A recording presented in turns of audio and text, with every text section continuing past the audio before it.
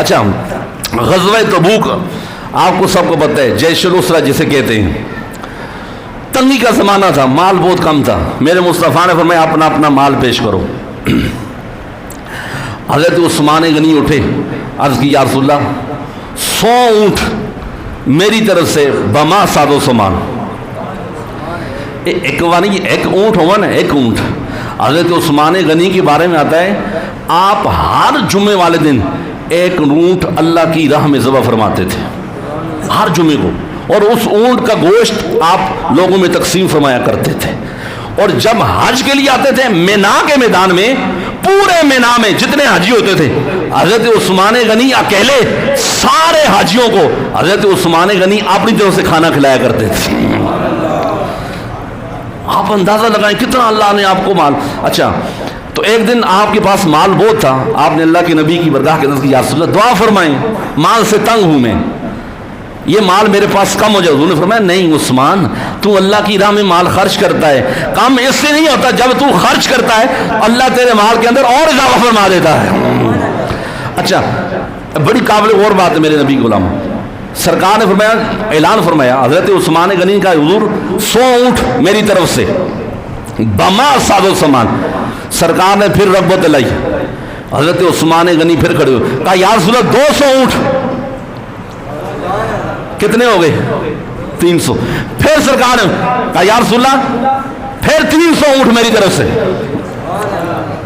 کتنے اونٹ، کتنے 100 اونٹ بنتے ہیں بولو سارے؟ 600 اونٹ. ایک باری زبان کھل دی، آخنا آسان ہے. 600 اونٹ، صرف اونٹ نہیں، بما ساز و سامان. جب جانے لگے حضرت عثمان غنی نا اونٹ لے کے، فرمایا نہیں کم ہے. حضرت عثمان غنی نے 300 اونٹ اور ساتھ رکھ لیے. 900 اونٹ. کتنے؟ 900 اونٹ میرے مصطفیٰ کا یہ غلام، یہ عاشق صادق لے کر برگاہ مصطفیٰ کے اندر جا رہا ہے.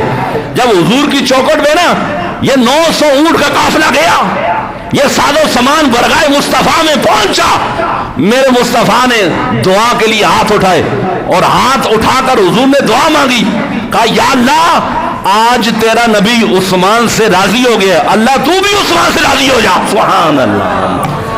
یہ ہمارے ایک مفتی صاحب ہیں، انہوں نے کچھ عرصہ پہلے اس کا انہوں نے نا یہ سارا جتنا ساز و سامان اور جتنے دینار حضرت عثمان غنی نے غزوہ تبوک پر سرکار کی برگاہ کے اندر پیش، انہوں نے حساب کتاب لگایا اس دور سے. آپ کو پتہ ہے یہ پاکستانی رقم کتنی بنتی ہے اس دور میں؟ آج کتنا پیسہ، کتنا مال انہوں نے رسول اللہ کی چوکھٹ پہ پیش کیا ہے، اس دور میں جو پیش کیا آج کتنا بنتا ہے. تو حضرت مفتی صاحب نے جو حساب کتاب لکھا کے جو نچوڑ نکالا ہے، انہوں نے کہا آج کے دور میں پاکستانی 2 کھرب روپیہ بنتا ہے. کتنے؟ 2 کھرب. آج اس دور میں عثمان غنی کی وہ رقم بن رہی ہے.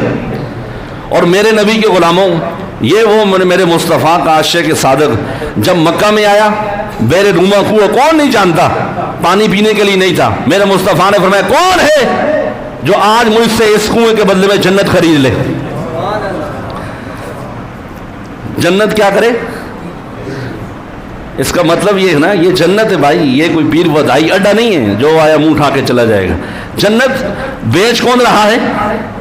حضور. بھائی جو بندہ مالک ہی نہیں ہے، میں آپ سے کہوں بھائی کون ہے جو مجھ سے یہ کتاب خرید لے؟ کتاب میں تب بیچوں گا جب میں اس کا مالک ہوں گا. تو حضور فرما رہے کون ہے جو یہ کنواں خرید کر مسلمانوں کے لیے وقف کر دے، اس کے بدلے میں مجھ سے جنت لے لے؟ تو اس کا مطلب یہ ہے نا، آپ کو ماننا پڑے گا اللہ نے جنت کا مالک میرے مصطفیٰ کو بنا کر بھیجا ہے. سبحان اللہ. حضور نے فرمایا کون لے جائیں؟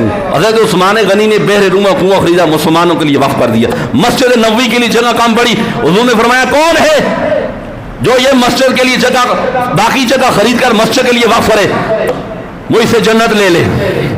حضرت عثمان غنی کا حضور میں سرکار نے فرمایا ٹھیک ہے لے.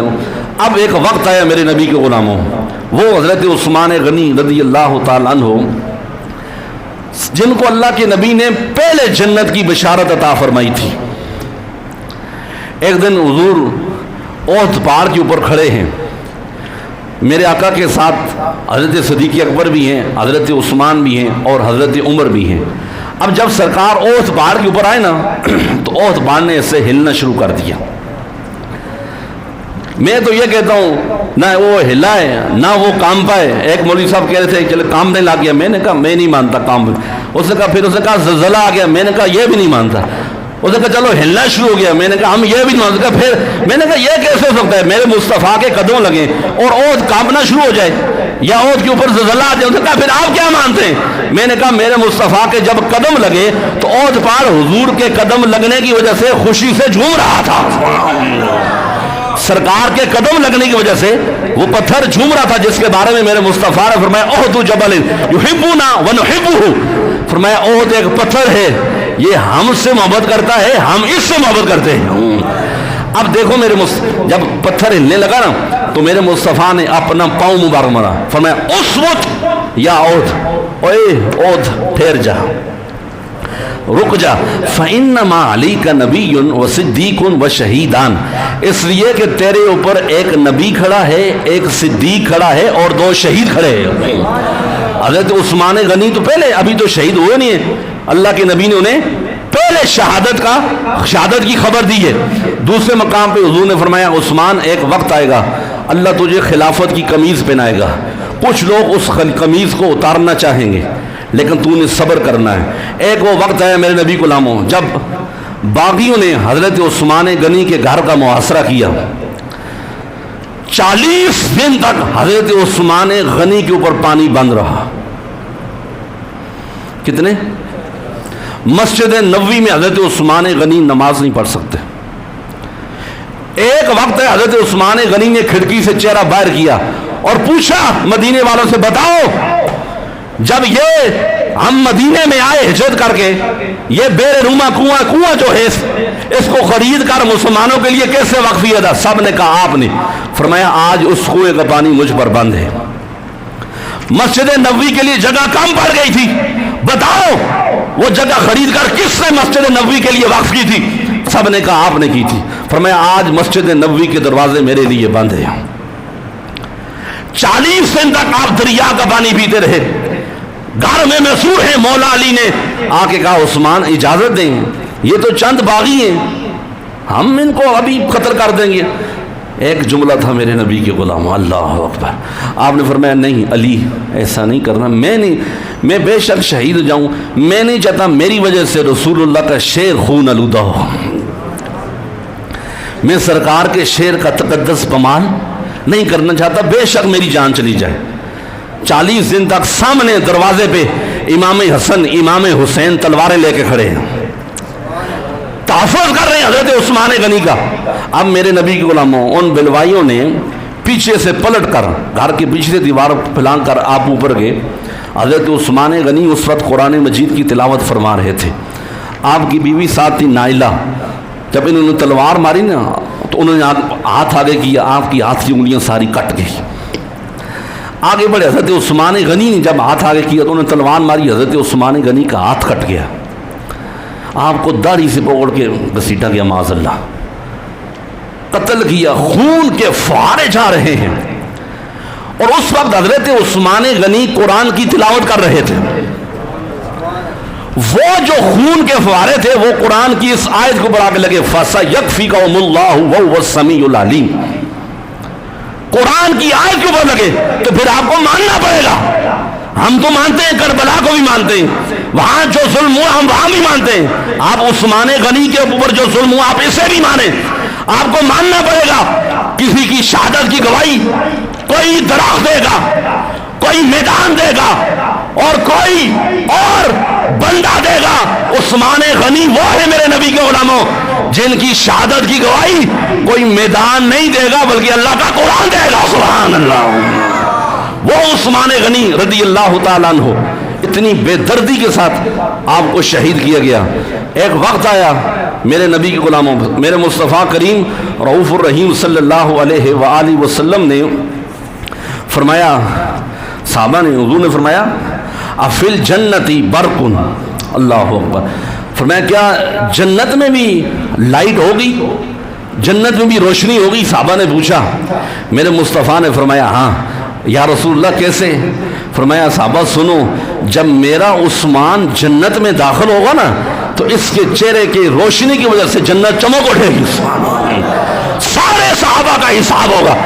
میرے مصطفیٰ نے خدا کی قسم ہاتھ اٹھا کر رو رو کر دعا مانگی، یا اللہ میرا عثمان بڑا حیا والا ہے، اللہ یہ بڑا حیا والا ہے، یہ حساب نہیں دے سکے گا، اے اللہ میرے عثمان کو بغیر حساب کے جنت میں داخل فرما دے۔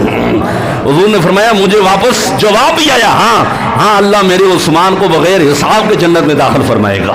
ایک وہ وقت آیا اللہ کے نبی کی آپ نے دعوت فرمائی گھر میں، جب آپ دعوت میں جانے لگے نا تو حضرت عثمان غنی حضور کے ہر قدم کی گنتی فرما رہے ہیں۔ جب گھر پہنچے تو سرکار نے فرمایا عثمان قدموں کی گنتی کیوں کر رہے ہیں؟ کہا یا رسول اللہ میں نے منت مانگی تھی جتنے قدم آپ چل کے میرے گھر میں آئیں گے میں ہر قدم کے بدلے میں ایک غلام آزاد فرماؤں گا۔